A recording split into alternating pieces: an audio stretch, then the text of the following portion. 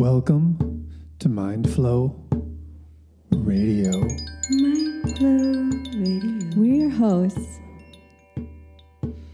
Jai Lynn and Lamont McFerrin. We are all in this together.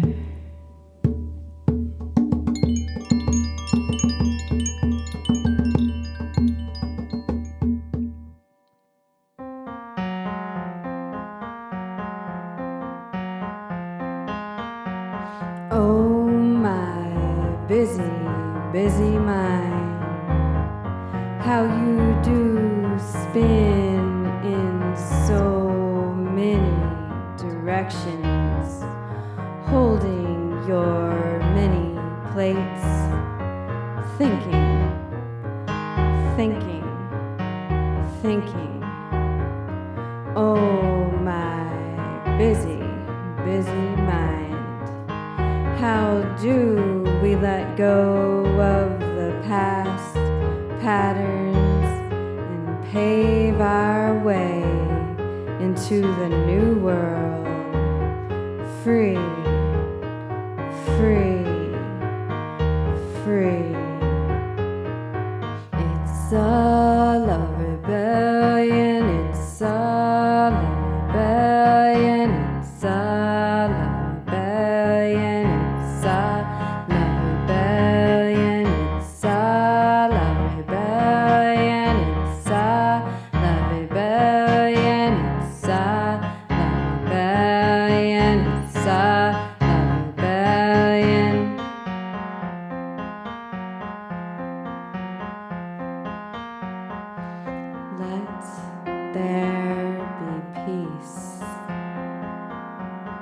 Let there be peace. Let there be peace. Let there be peace.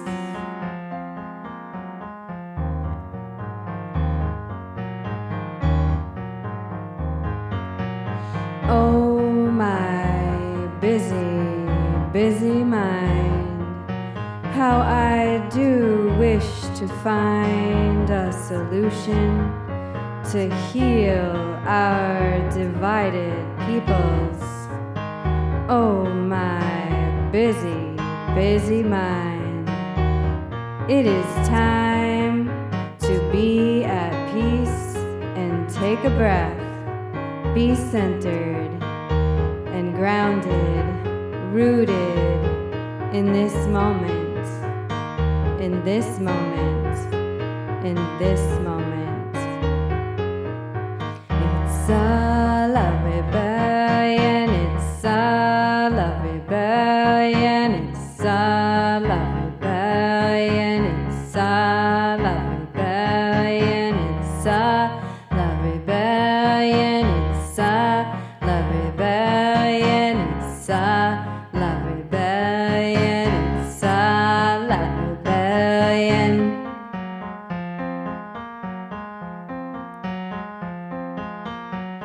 Let there be peace. Let there be peace. Let there be peace. Let there be peace.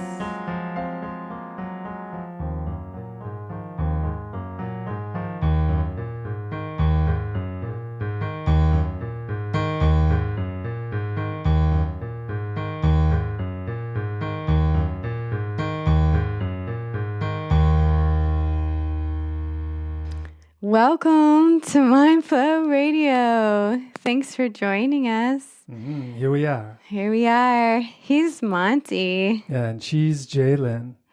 And we have a special guest with us today, Sonya. How are you doing today? I'm doing wonderful. Thank you for having me. Thanks for being here. Welcome. Yeah, we have some fun chats about the heart and the mind and all the beautiful wanderings of spirit questions. and we wanted to share today with our listeners and Sonya about the ego and Oh my. intuition. Oh my. Yeah. So where should we begin? I think that the initial discussion that I was interested in was something that came up at work and got me into this flow of questioning. And I have found this to be a complication for me within relationships and making like quick decisions or, something of the sort where you have to use your best judgment to make a decision upon a partner or a business idea. And you want to follow your gut. Yeah. But how do you know if it's your gut and your intuition Yeah. or your ego trying to lead you in the direction that it wants to put you in? What are those signifiers and what is really bringing out the ego versus the intuition? Yeah. Well, that really is the $1 million question in life, It's like where's this signal coming from? Right. Is it my ego or is it my intuition? And Which I like to say that's the reason why we practice and we train, because we want those instant decisions and those big decisions to come from a really wise place within us. We want to be connected to the wise place. Yeah, I think that personally for me, what I've noticed in my past was decisions partner wise and finding that this person was like a replica of a past partner that I did not want to see again. So I'm always like, after this happens, like, what? How did I do this again? What am I doing? And so what you were just saying, I had to take like these steps back and realize like, whoa, what am I doing to cause this repercussion to continuously happen? And I'm finding that the more that I sit with myself and give myself the self-love that I need and the patience and the healing and mending, the more good relationships come out of that. So when I come to that fork in the road again of choosing a partner, business plan, or even a friendship, I notice this, like, I don't know what to call it exactly, that immediate rush of like, ooh, I want to make this decision, instead of stepping back and saying, what is making me want to make this decision and why? What is stemming from that immediate voice of, ooh, let's do that. Yeah. What is that? yeah, Right. it's almost for me, it's the quality of what that voice feels like. And it's tricky because the soulful voice a lot of times, I believe, speaks to us beyond words, right? And you have to listen for it. Well, you have to see be the pictures, quiet see the enough signs, to feel it. Right. Yeah, and trust the red flags. for me, I can sort of tell it's my ego sometimes when it's, sometimes that's fear-based, or sometimes it's like, oh, that would make me look really cool, or, something that would like accentuate my ego life. Or this might work out and I might end up meeting somebody else because of this relationship, or what is that called when you have an expectation of getting something in return for that relationship, or I know what you're talking about, but I can't think of the word. Yeah. Well, we just defined it. It's all good. So what would be like a description or demonstration kind of past what we had just initially said that would be a good quality within like our voices? It's like a feeling of just like Ease. peace. Yeah, a feeling of confidence, but not an egoic confidence, more just like a grounded, this feels really nice. Yeah. Have you I guys I agree. ever heard of, my mom used to tell me this all the time. Have you ever heard of when you make a decision, feel whether you're feeling something in your throat versus your heart?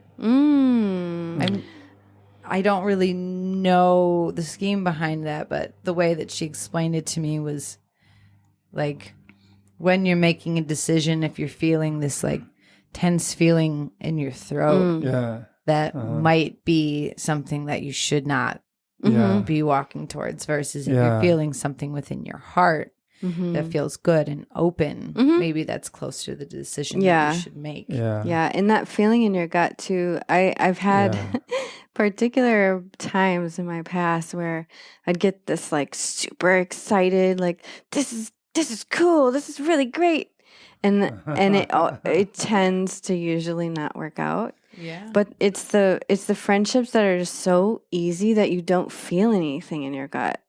Is what I've found is like those are the ones where it's like, oh, okay, I didn't get any signal. It was just so easy and comfortable and just like looking forward to the next time of visiting. And there's no restriction in the throat or the gut. It's just like you're saying, that openness in the heart, just the easy path of and least easy resistance. feeling. Yes, That's bad. absolutely.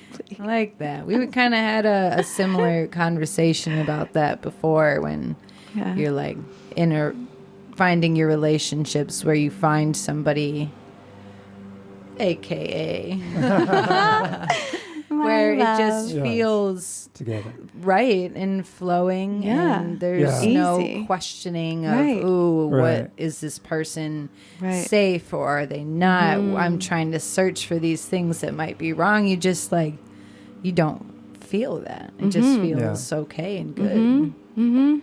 But can you trust yourself to follow that every single time? I don't know. Well, for me, it boils down to having that quality of stillness in my own mind. Right. If my mind is super agitated, it's hard for me to differentiate, where these thoughts are coming from. But if my mind is fairly quiet, it can be pretty obvious to me at times, when there's like an ego thought coming up, and another component of an ego thought is that there's like this manipulation quality to it, manipulative, just sort of like, if I do this and then this and then I'll look really cool, or something like that, and you're trying to make reasons for this to be an acceptable decision. Right. But an intuitive yes is just like this feeling. It's like this warmth, balance, openness, Beautiful. But we need that quiet to get there. Right. That's like really key. It's like the Quakers say that, their meetings they sit quietly, and then if somebody, once they reach this level of quiet, they believe like the universe can speak to them, Because you're actually listening. Yeah, right. Wow. Instead of the mind just that. chattering away, Right. ego chatter. Yeah. That's some good quality advice, y'all. I like that. Yeah, awesome. Yeah. I think it's interesting, especially in this time where our current events are very high emotion, and that pause is so key to everything good that can be found in that quiet, like you're saying with the Quaker meetings. And the same is true with channeling, or when you pray and you have that answer come to you. It doesn't come to you when the water is all choppy. It comes to you when the pond is still. The mind of the pond of the mind is still, and you can trust that flash, or that. Yeah. For me, it comes in these interesting flashes of image, and it usually works out when I listen to it. But but it is the $1 million question. for Yeah. sure. So thank you Yeah. for asking. Yeah, that Because was it's something I awesome. work with constantly. Yeah. I mean, it's like really every decision in a sense, Yeah. you know. And I mean, the ego is not necessarily bad either. I don't want to say that. The ego, we just need to have the ego in its place. I mean, the ego helps us pay the bills and clean the toilets and blah, blah, blah, blah, blah. You know, it's like, but it shouldn't, the ego is not designed to be like the CEO of my life. It's not supposed to run my life. It's supposed to be the middle manager, Mm-hmm. you know, and if we can put it in its place, then it's happy. But if we promote it to CEO, then it's like freaking out because it's not comfortable there. Even though it wants to be there in a sense, it's used to being there. What about trying to push it too far down? Well, that's a problem too, because then the ego gets threatened, I think. You know, it's like, oh, I'm going to kill my ego. You know, it's like, no, that's not it either. You know, it's just, we need to find balance. How do you find that balance in the ego? How do you like sit down with the ego and be like, look here, this is where I need you. You're not going up and you're not going down. Can you just be cool with that, please? I think you just answered your own question. I don't Do think that. that works. I don't know. Try it. All right, we're scheduling a meeting, buddy. Yeah, exactly. I love that. I mean, that's what training your mind is. It's like picking your thoughts, saying we're going to do this at this time. Totally. Yeah. Cool. Good. Well, you'll have to come back and report back to us. I on will. How it works. I'll let you know. Awesome. So here we are. We're in this confusing time Yeah. in our culture, I would say, you know, and talk about egomania, right? I mean, just the ego is running rampant in a lot of our leaders and, you know, media people and yada, yada, yada. And we just need to recognize that and not buy into it, I would say. And just, it all starts with ourselves, you know. Yeah. I've been really feeling there's several women that I know that are really holding the light space in a way that's not spiritual bypassing, you know, but in a way that's like, I feel the darkness. Yeah. I am in the darkness with the light, and I'm holding it, and nothing's going to blow my light out. And I feel like these women, and there's some men out there too, but there's particular women's groups that I'm a part of that I'm just feeling like I'm not alone. I'm not alone here with all the news and these turbulent waves and we're completely in an evolution. There's no doubt about the fact that we're experiencing evolution in our world at this time, and yet there's the spiritual steadiness of working on ourselves. Yeah. And seeing the extremes on both sides. Yeah. And the mindfulness is that you can see the good, or what some people would say is good and what some people would say is bad.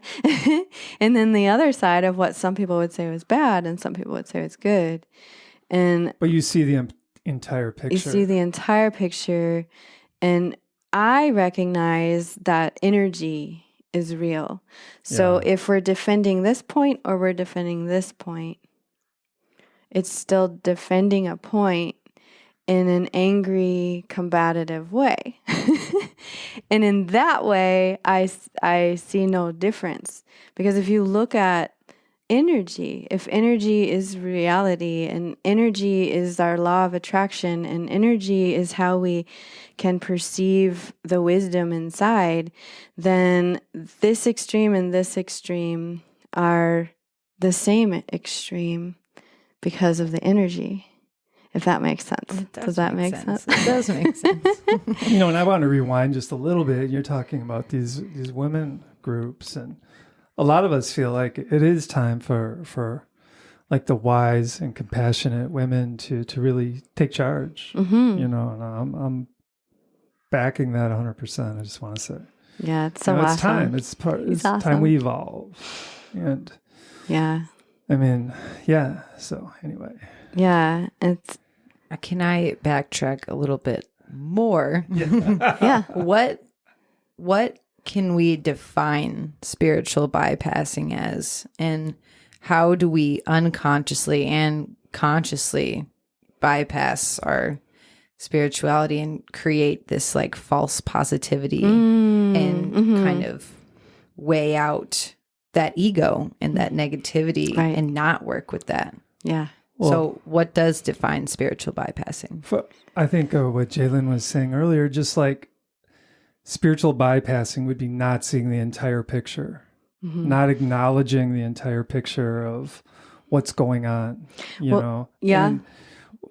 But to mindfully see the entire picture and then pour our energy into the positive to make positive change, that would not be spiritual bypassing.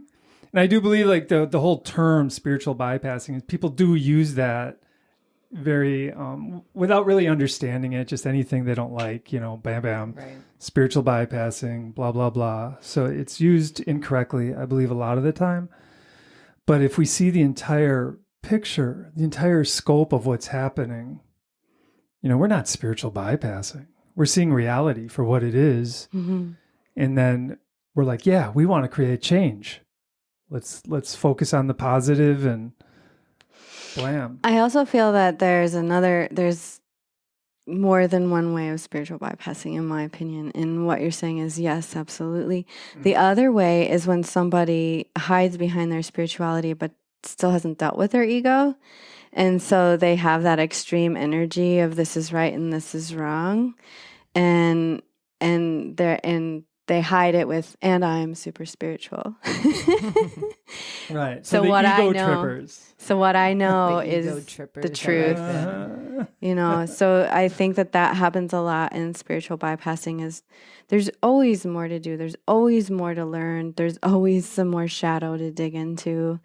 And there's always some more compost to turn.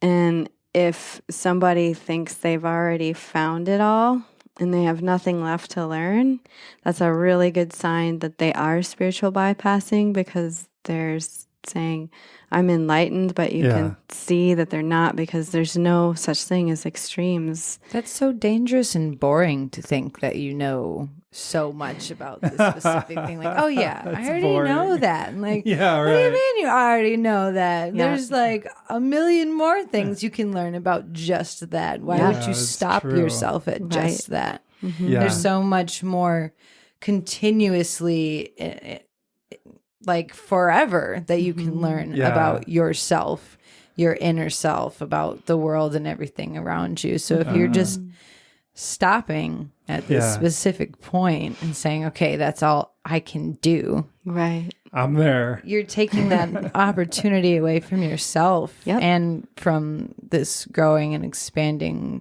connection in the world. And you're talking about somebody who's just super arrogant, you know, which is like an ego tripper again. You know? Which is It's an maybe ego some of trip. those past partners I was talking about. And I see it as like it's a toddler.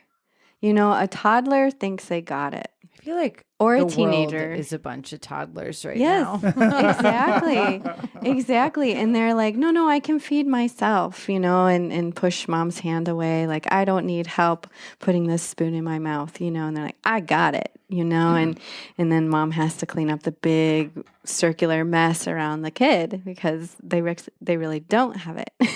I'm not going to say that I've never done that. Yeah, but- we all have. We all have. It's a part of growing. It's a part of learning. It's a part of, especially in the spiritual arts, it's a part of the story. Because, I mean, for me, I found the shamanic arts first. That was my first training. And I'm like, oh no, yoga's, I don't know. I got yoga stuff. I don't know. Yeah, I did actually. Wild. And then I finally opened up to it and I started looking into the yoga and then I was like strict in this yoga, and then I learned a new yoga, and then I was strict in that yoga, and I was like strict in whatever it was I was learning. And then after like my third strong training, I was a Reiki master and all this stuff, and I was like, wait a minute, they're all right. It's in my opinion, it's just like all religions are right. It's the part where you condemn someone else. That's the wrong part. It's all the same morals and all comes down to the same story, just in a million different ways. Yes. But the moral will always be like what it is. Love. It just comes down to Thank you. love. Yeah. Exactly. Have I ever had you pull a fortune out of my fortune jar? Yes. Well, you actually just handed me one, and I still have it. I can go grab it, actually. So I have created a fortune jar at my job and have written like so many different little fortunes in there. And every once in a while, I like hand it out to people. I shake it up and they pull their fortune. They're either like, oh, wow. They're like, oh, well, I didn't want to hear that. But the fortune jar speaks the truth. All right. Yeah. I just added a new one to the fortune jar. I think that it said, there's truly no such thing as right or wrong. It is all based upon the decision or the outcome that you want to see or that you're meant to see. So every decision that you make, maybe you shouldn't be thinking of it as, especially in all these different things that, you know, our checks and balances, trying to weigh out which option is the correct one. Maybe there's no such thing. There's just all a meaning of what do you wish to have the outcome be? Does that make any sense? Yeah, that's interesting because my latest big revelation was the Bhagavad Gita talks about that to truly excel, you can't do it because of an outcome. You can't care for an outcome. You do it because you know it's the right thing to do. And you just completely surrender the outcome. And that for me has been huge. So that's like the opposite. Or is that in the same context? Well, when you say the outcome that you're meant to have, Right. that would go in the same vein. But to do anything in the hopes of an outcome is what they're warning against in the Bhagavad Gita. I like that. Yeah, I do too. It's really been a game changer for me, a life changer. Like, oh, okay. I do this because I know it's the next step. I know it's the right thing to do. And it takes the manipulation out, you know. Yeah. Well, and perhaps just as far as humanity goes, perhaps we're destined to evolve. Well, we are definitely. You know, evolving. so let's just like moment to moment, just do our part, and the universe has it. Sort of like letting go of the outcome to the universe, perhaps. Exactly. You know. Exactly. Om Tat Sat. Everything's a surrender. Everything is for the Most High, the Most High Power. You know, and every time we listen to Creator of the Creator. Right. Every time we listen to our ego, when the ego is out of place and we believe the ego, it's still purposeful. Yeah. Right. You know, Yeah. It's like, okay. It's a lesson. Yeah. Yeah. So it's all right. And there's we're no all good right. or bad. If you think about nature, you know, there is no good or bad. The fox catches the rabbit and eats it. It's not bad. It's nature. Right. You know, the nature creates a virus and sends it out into the world. It's nature.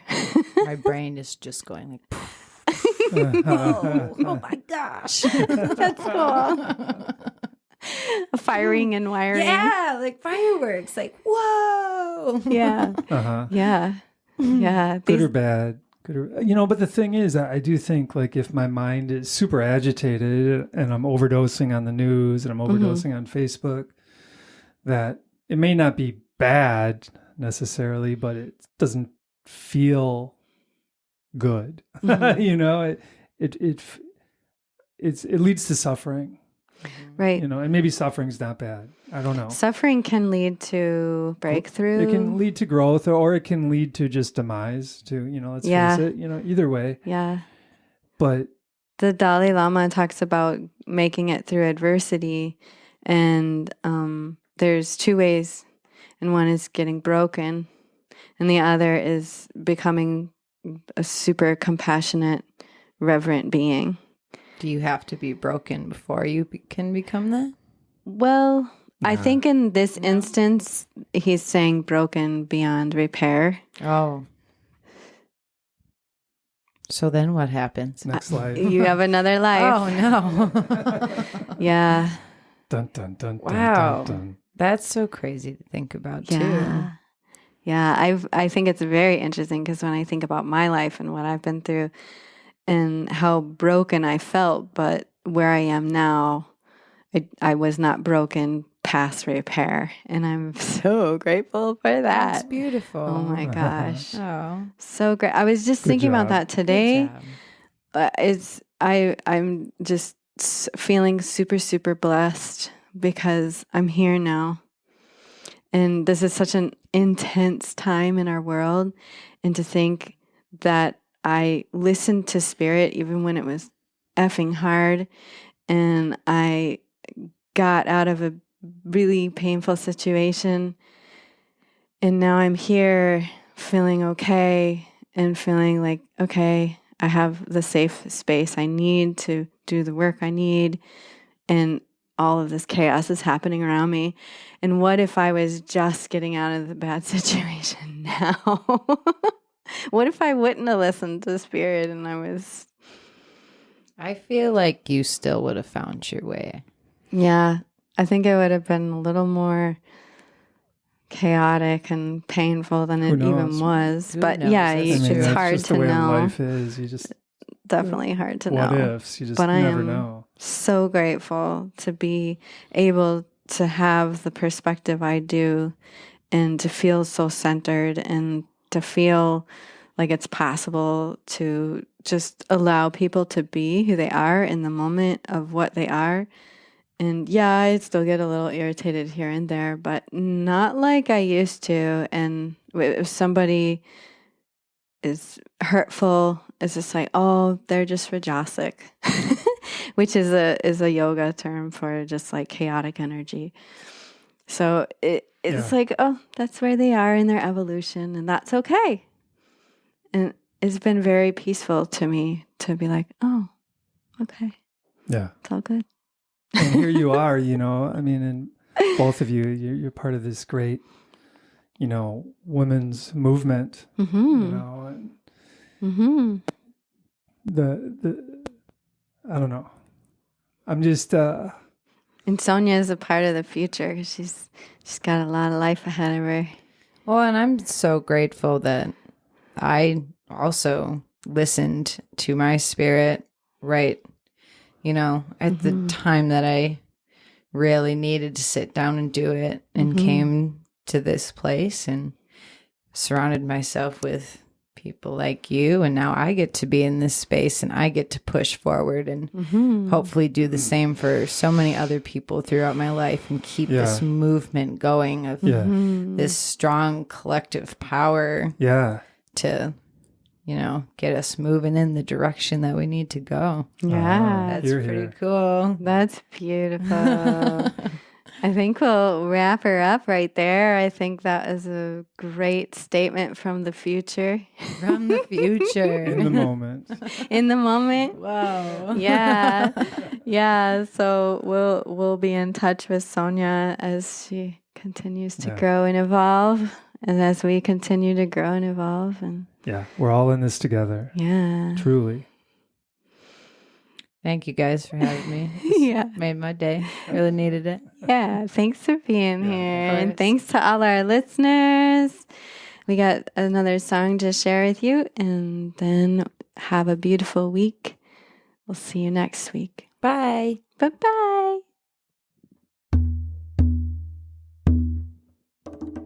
Thank you.